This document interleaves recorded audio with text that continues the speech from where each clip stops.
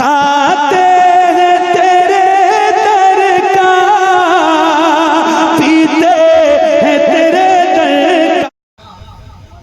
تو ایک کربلا کے میدان پر بھی ہوا، کربلا کے میدان میں بھی جلسہ ہوا تھا۔ ایک طرف 22,000 کا یزیدی لشکر اور ایک طرف جانثاران اہل بیت 72 نفوس قدسیہ کی شکل میں دین بچانے کے لیے آئے ہوئے۔ یزیدی لشکر میں بھی سب کلمہ پڑھنے والے تھے اور حسینی لشکر میں بھی سب مسلمان تھے۔ ادھر قاری ادھر قاری، صوفی صاحب آگے، ادھر قاری، یزیدی لشکر میں بھی سب جاہل نہیں تھے، سب گوار نہیں تھے، سب جاہل لوگ نہیں تھے، پڑھے لکھے لوگ تھے۔ اور وہ ایسے لوگ تھے کہ ہم جو چیز کتابوں میں پڑھتے ہیں انہوں نے اپنے بزرگوں سے سنی۔ جی ایسے ایسے لوگ وہاں موجود تھے، انہوں نے اپنے باپ سے یا اپنے استاد سے نبی کی فضیلت، اہل بیت کی فضیلت، صحابہ کی فضیلت، دین کیا ہے، خلافت کا حقدار کون ہے، دین میں دین کیا ہے، دین کو کیسے، دین کیا ہے، دین پر کیسے چلنا چاہیے، انہوں نے اپنے باپ سے یا اپنے استاد کی زبانی سنا ہوا تھا۔ تو جلسہ وہاں بھی ہو رہا تھا، ایک طرف 22,000 کا مجمع تھا، ایک طرف 72 تھے، ایک طرف 72 تھے، ایک طرف 22,000 تھے۔ 72 میں بھی قاری تھے، 22 میں بھی قاری تھے، 72 میں بھی حافظ تھے، 22,000 میں بھی حافظ تھے، 72 میں علماء تھے، 22,000 میں بھی علماء تھے، 72 میں بھی نمازی تھے، 22,000 میں بھی نمازی تھے، 72 میں خطیب تھے، 22,000 میں بھی خطیب تھے، 72 نفوس قدسیہ میں حج کرنے والے تھے، 22,000 میں بھی حج کرنے والے تھے، 72 نفوس قدسیہ کے درمیان جلسہ ہو رہا تھا اور 22,000 کے درمیان جلسہ ہو رہا تھا۔ 72 نفوس قدسیہ کے جلسے کی صدارت سیدنا امام حسین کر رہے تھے اور 22,000 لشکر کی صدارت سمر لعین کر رہا تھا، سعد لعین کر رہا تھا۔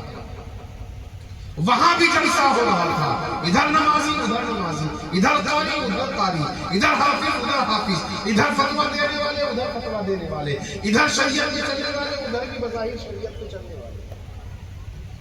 جلسہ ہو رہا تھا، ایک طرف کم تعداد تھی، دوسری طرف زیادہ تعداد تھی، لیکن یہ زیادہ تعداد والوں کا جلسہ پوری طرح فیل ہو گیا اور یہ 72 نفوس قدسیہ کا جلسہ ایسا کامیاب ہوا کہ قیامت تک ان کی یاد میں جلسے ہوتے رہے۔ جلسے کی تعداد،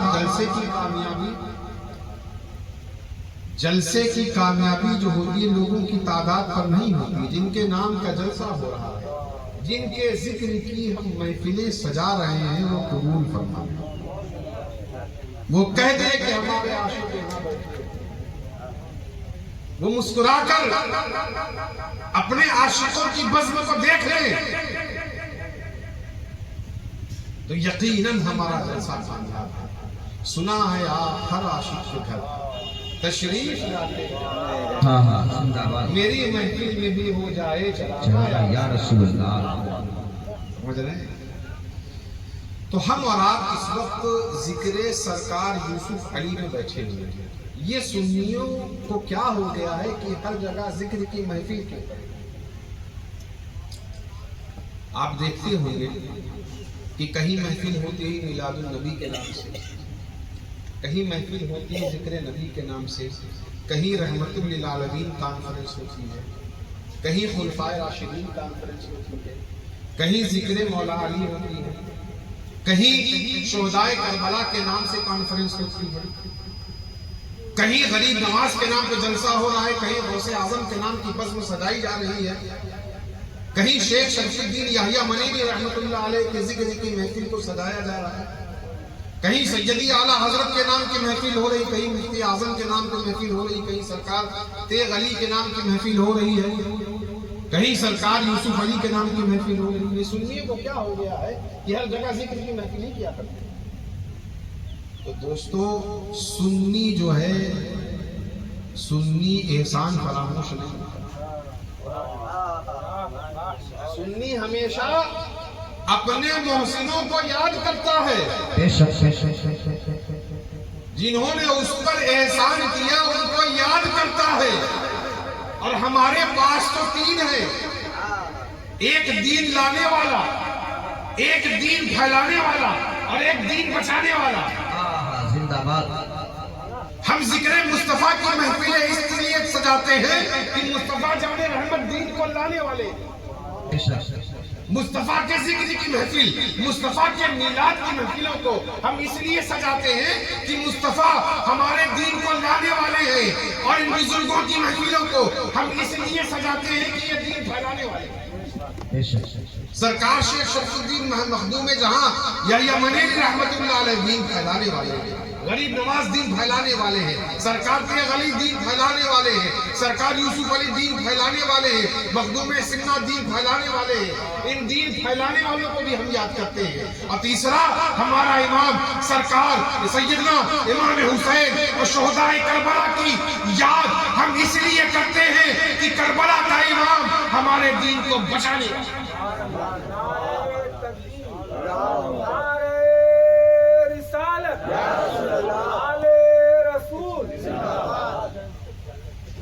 تو ہم دین لانے والوں کو بھی یاد کرتے ہیں، دین پھیلانے والے کو بھی یاد کرتے ہیں، دین بچانے والے کو بھی یاد کرتے ہیں۔